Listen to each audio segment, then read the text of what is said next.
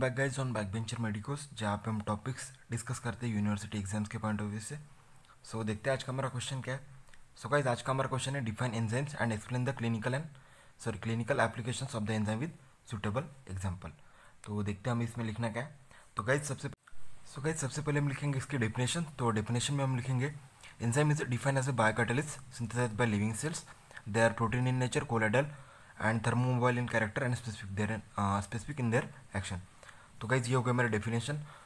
Next हम लिखेंगे इसके क्लिनिकल एप्लीकेशंस। तो इसमें हम लिखेंगे गाइज नेक्स्ट हम देखेंगे एप्लीकेशन ऑफ एंजाइम्स। तो इसमें हम देखेंगे सबसे पहले हम लिखेंगे enzymes as a therapeutic agent. तो देखते हैं एंजाइम को एज ए थेरेपेटिक एजेंट कैसे यूज़ किया जाता है। तो streptokinase prepared from the streptococcus is useful for the clearing the blood clots. तो जो स्ट्रेप्टोकाइनेस प्रिपेयर किया जाता है किससे, स्ट्रेप्टोकोकस बैक्टीरिया से, वो ब्लड क्लॉट क्लियर करने में मदद करता है। Streptokinase activates plasma plasminogen to plasmin which in turn attacks the fibrin to convert into soluble products. तो क्या करता है स्ट्रेप्टोकाइनेस जो है वो प्लाज्मिनोजन पे एक्ट करता है और क्या फॉर्म करता है प्लाज्मिन, और प्लाज्मिन क्या करता है जो क्लॉट फॉर्म होता है फाइब्रिन को कन्वर्ट कर देता है सोल्युबल प्रोडक्ट्स में। Streptokinase and tissue plasminogen activator are use in a treatment of acute myocardial infection. तो स्ट्रेप्टोकाइनेस और टिश्यू प्लाज्मिनोजन एक्टिवेटर जो है वो एक्यूट मायोकार्डियल इन्फेक्शन में भी यूज़ किए जाते हैं। सो गाइस स्ट्रेप्टोकाइनेस के बाद हम देखेंगे एस्परजिनेस। तो the enzyme asparaginase is use in the treatment of leukaemias. तो एस्परजिनेस जो एंजाइम है वो ल्यूकेमिया के ट्रीटमेंट में यूज़ किया जाता है। Tumour cells are dependent on the asparagine of the host plasma for their multiplication. जो ट्यूमर सेल्स जो होते हैं वो एस्परजिनेस पर डिपेंड करते हैं उसके मल्टीप्लिकेशन के लिए।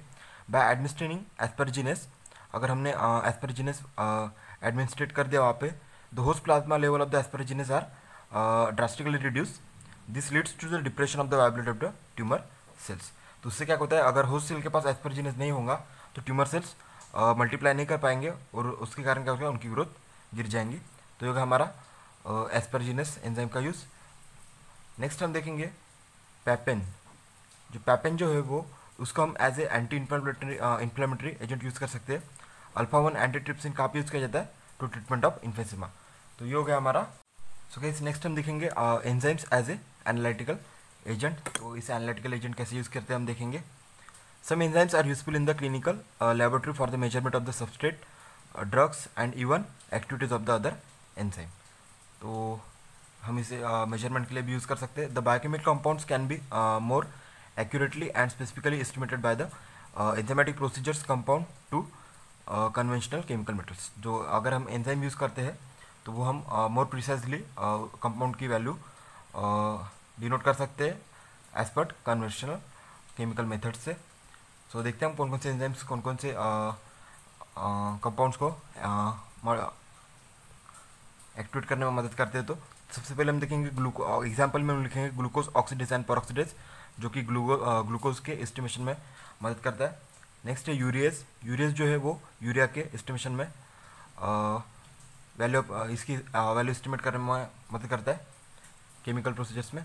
Cholesterol oxidase cholesterol, uric acid and lipase जो है वो ट्राइसिल ग्लिसरॉल्स में एस्टिमेशन करने में इनका मदद करता है। तो ये होगा हमारे enzymes in analytical agent as a analytical agent. तो नेक्स्ट हम देखेंगे applications in genetic engineering. Enzymes के जेनेटिक इंजीनियर में हम कैसे इसको यूज़ करते हैं। तो हमारा जो एंजाइम है वो है इसके एग्जाम्पल्स हम लिख लेंगे। रेस्ट्रिक्शन एंडोन्यूक्लियस जो है वो gene transfer and gene fingerprinting में हम इसे यूज़ करते हैं। टैक डीएनए पॉलीमरेज जो है वो पॉलीमरेज चेन रिएक्शन में हम इसको यूज़ करते हैं।